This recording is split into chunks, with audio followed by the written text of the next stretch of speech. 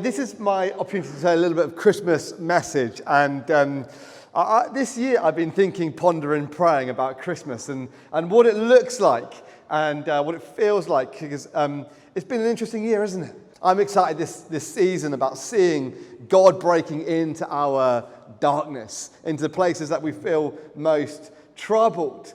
And as we've kicked off Christmas, and I don't know, does it feel like you've kicked off Christmas? Yeah?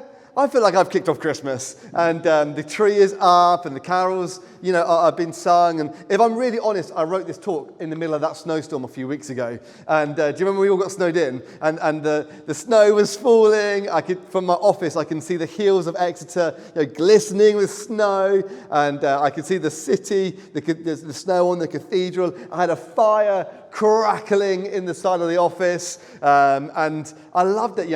I felt like I was being snowed in, and everything within me wanted to scream like I was enslaved, like, it's Christmas. But that was November, and it was a bit too early. And so now we are into Christmas. I think despite the insecurity of our day, despite the instability of the world around us, despite the hardness of the season that we're in, despite the kind of obvious pains that we face day by day, I don't know about you, but I've never been more excited for Christmas than this year.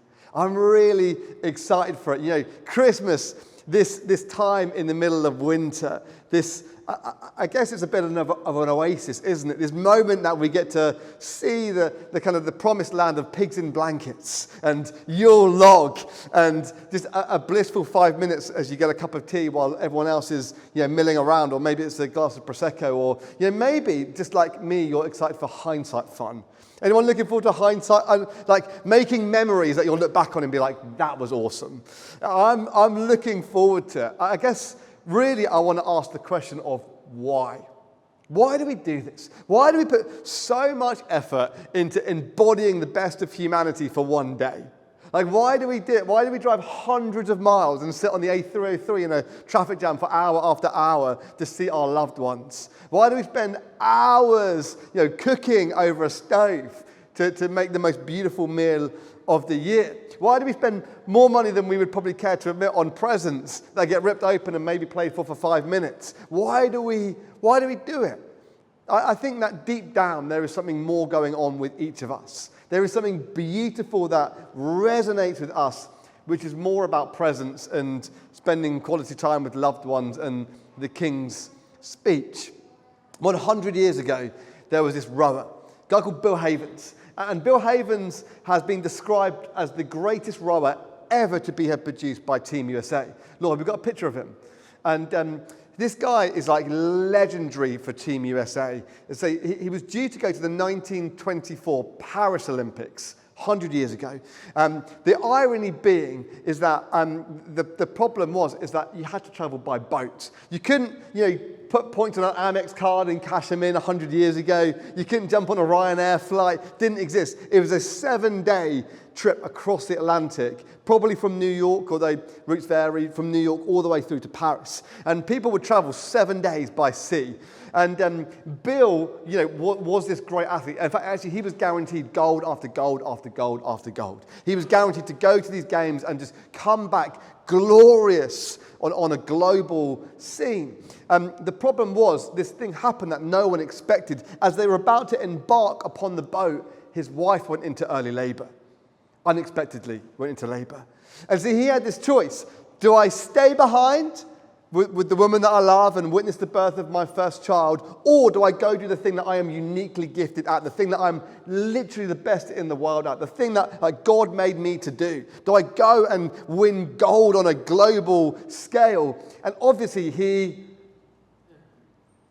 stays. Yeah, of course he stays. Of course, there was no doubt. He was always going to stay. Thank you, Harry. Always, yeah. And so he stays. He stays and he misses out. And like back then we didn't have like They didn't have like colour TVs. He wasn't like watching it on, on demand. He tuned into the wireless, old school, tuned into this wireless, and he listened to the description of this city, this ancient city of Paris, that he could only imagine the smells and the flowers and the cuisine and the architecture. And he imagined himself walking down those amazing streets of Paris. And then he listened into the hustle and bustle. He listened into the opening ceremony. He listened into his competitors winning his gold medals that he was due to have won. He listened into his team. He would shout on his team in the middle of the night, as they won gold after gold after gold. And his team went in and they won. Actually, they didn't win gold after gold. They won medal after medal. And they came back and they celebrated. They did the thing that Americans are incredible at, which is celebrating, right? So the victory parade comes around again, and in the middle of this victory parade, something happens that catches them off guard. Bill's wife goes into actual labour. Bill could have gone to the games, come back glorious on a global scene, and and been the hero and witnessed the birth of his first kid. He could have gone and come back, yet he chose to give himself up for his family. What's kind of interesting is 28 years later, there's another great rower, a rower of a generation, a guy called Frank, and Frank has been mentored by Bill. Bill has been the one on the cold riverbank shouting him on, encouraging him. Bill is the one that's investing in him, getting him ready for the Helsinki Games in 1952. Bill has coached him, mentored him, given him all of his wisdom, all of his pushed him forward as much as possible. And Frank goes to the games. And this picture is of him winning the first American gold in rowing of all time. He goes and he wins gold. And what you can't see is behind him, there's all these, the teammates just going absolutely wild. Now imagine if your friend won the first gold in a category that your country had never won gold in at the Olympics. They are celebrating, they're going wild. And they do what Americans do. They celebrate, they party into the night. Just imagine the scenes of this squad partying into the night. And they go. And in the middle of this party, as it's getting into the night, this guy Frank has a moment and he says, I've got to write to Bill. I've got to write to Bill. And he runs home, imagine him sort of running / staggering home in the Helsinki streets. He finds a bit of paper and a pen and he scribbles this note that's etched into time. He writes this note, Dear Dad, I am bringing home your gold. With love, your son, Frank. Just amazing moment. And it's interesting. Someone said to Bill at the end of his life, hey, Bill, do you ever regret not going to the Paris Olympics? He said, not for a single moment. Not for a single moment. But why does Jesus come to earth as a little baby? I think he comes, he gives up his glory. He gives up being in that space where angels are singing eternally over him songs of glory.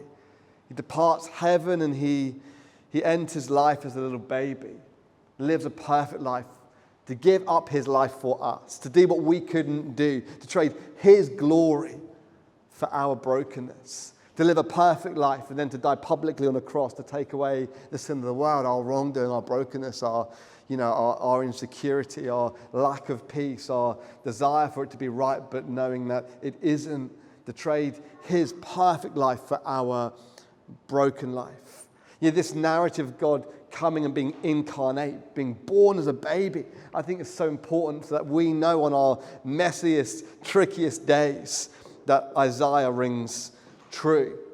Isaiah 6. Actually, I have got a slide for this one. Isaiah 6. For to us a child is born, and to us a son is given, and the government will be on his shoulders. He'll be called Wonderful Counselor, Mighty God, Everlasting Father, the Prince of Peace. Of the increase of his government and his peace, there will be no end. Why is this important? Because I don't know about you, but I feel like the world today is having a lack of peace.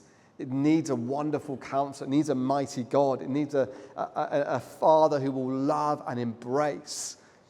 It needs a son who will give himself up to live a life of perfect love, to defend the vulnerable, to speak up against oppression, to show his care for humanity, to heal the sick, and to teach the way that we can gain freedom and life to the full. So this Christmas, as you have some of the most delicious food of the year, and you spend some of the best quality time with your friends and your family, and you rip open gifts that you might want or might not want, can I ask you to ponder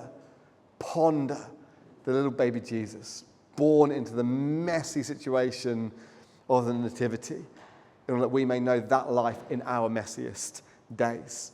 He comes to give up his life, to trade it for our life, that we can live this beautiful, whole, gorgeous life once and again. So Merry Christmas.